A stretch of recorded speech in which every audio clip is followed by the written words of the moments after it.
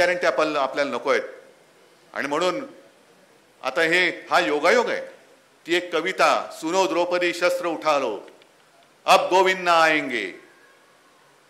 काल आपल्या राष्ट्रपती बोलल्या, त्यांचं नाव नेमकं योगायोगाने द्रौपदीच आहे. आता राष्ट्रपती महोदया, तुमच्याकडनंच आम्हाला अपेक्षा आहे, कारण पंतप्रधान उद्या येत आहेत. ज्यांना मणिपूरमध्ये जे घडलं त्याच्याबद्दल बोलायला काही काळ जावा लागला. आता उद्या आल्यानंतर बदलापूरबद्दल ते काय बोलतील, नाही बोलतील, का बंगालबद्दल बोलतील, हे उद्या आम्हाला कळेल. हे सगळं नासून टाकणारं काम चाललेलं आहे. हे नुसतं राजकारण नाहीये, हे आयुष्य नाचतंय आपलं. आणि म्हणून तुम्ही जो काय उल्लेख केला की मंडळांना पैसे दिले जातात, देत असतील, कारण मंडळाला उत्सव चालू ठेवावा लागतो. पण म्हणून तुम्ही तुमचा आत्मा नका विकू, एवढीच माझी एक विनंती. आत्मा नका विकू तुम्ही. हा, उत्सवासाठी पैसे कोण देत असेल घ्या, ठीक आहे. म्हणून गणपतीच्या जागी माझा फोटो लावा, नाही पहिल्यांदा लात मारून त्याला हाकलून द्या.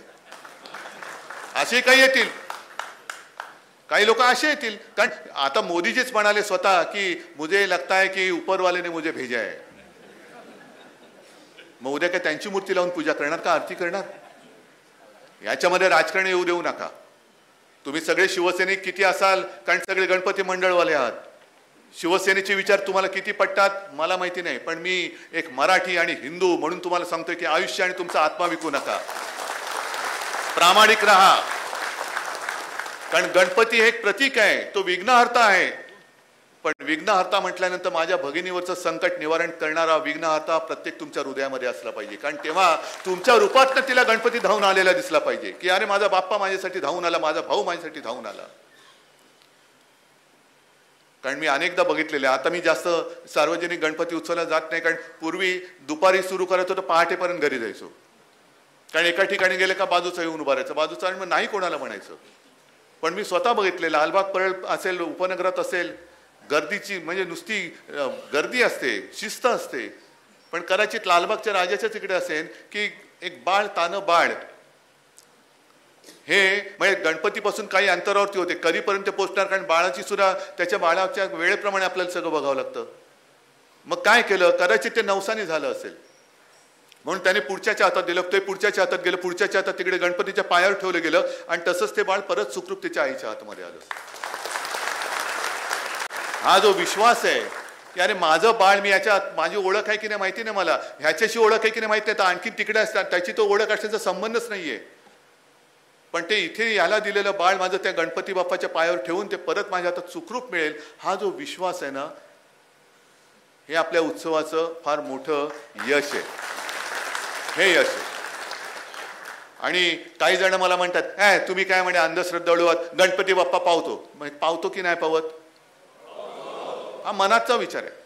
जसं आता काही गणपती मंडळ ही सामाजिक उपक्रम करतात, जसं ज्याचा उल्लेख अनिल परबांनी केला, रक्तदान शिबिर असतील, आरोग्य शिबिर असतील. मग ज्यांना रक्ताची गरज असते आणि ते गणपती बाप्पाकडे गेल्यानंतर गणपती बाप्पा मंडळाच्या माध्यमातून त्यांना रक्त देत असेल तर गणपती बाप्पा पावला की नाही पावला? ज्यांना शिक्षणाची सोय नाही, गणपती बाप्पाकडे नवस करतात, पण गणपती बाप्पाला नवस केल्यानंतर ते मंडळ जर त्याला पाठ्यपुस्तक आणि सगळे देत असेल तर तो गणपती बाप्पा पावला की नाही पावला? मी अंधश्रद्धाळू नाहीये, अजिबात नाहीये. अंधश्रद्धेला माझ्या आजोबांना आणि माझ्या वडिलांप्रमाणे माझाही विरोध आहे. पण श्रद्धा आणि अंधश्रद्धा याच्यामध्ये तुम्ही गफलत करू नका. आपण जे काय करतो चांगल्या मनाने जातो आणि मागितल्यानंतर हे गणपती बाप्पा म्हटल्यानंतर ही उत्सव मंडळ तुम्ही आहात, ही जी काय आपली सामाजिक कार्य आहेत, ही कार्य ही अधिक अधिक अधिक आपल्या दैवतांवरचा आणि आपल्या चांगल्या कामावरचा विश्वास आणि श्रद्धा वाढवणारी तुम्ही लोक आहात. तुम्ही लोक आहात. म्हणून मला असं वाटतं की तुम्ही सगळेजण, जर का मी असा शब्द वापरला की तुम्ही सगळे गणपती बाप्पाचे दूत आहात, काय चूक आहे? काय चूक आहे? आणि जर का असं समजा की मी गणपती बाप्पाला नवस केला आणि तो नवस मला पावला, मग तुमची काय गरज आहे? मी बघून घेईन मी आणि गणपती बाप्पा, मग मला मंडळाची काय गरज आहे?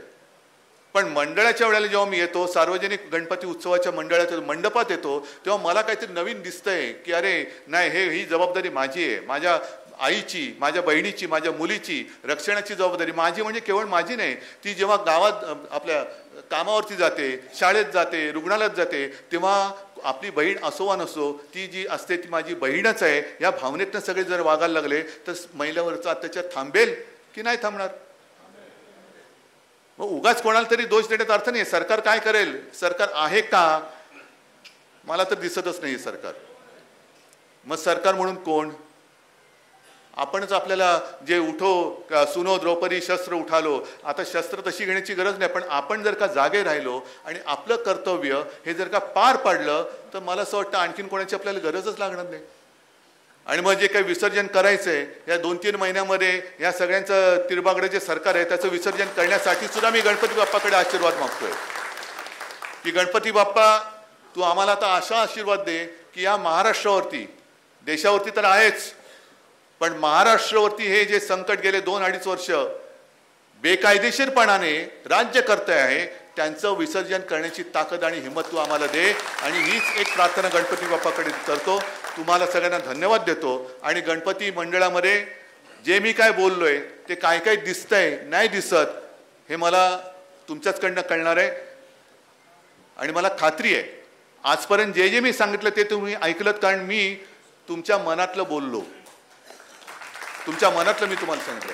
तसंच याही वेळेला बहिणीची सुरक्षा, त्याच्यानंतर सामाजिक काम, सामाजिक एकोपा, त्याच्यानंतर थोडी एक जाग, या सगळ्या गोष्टीचं दर्शन हे आपल्या उत्सवाच्या वेळेला दिसू द्या. सगळ्यांना गणपती उत्सवाच्या निमित्ताने शुभेच्छा देतो. धन्यवाद. जय हिंद, जय महाराष्ट्र.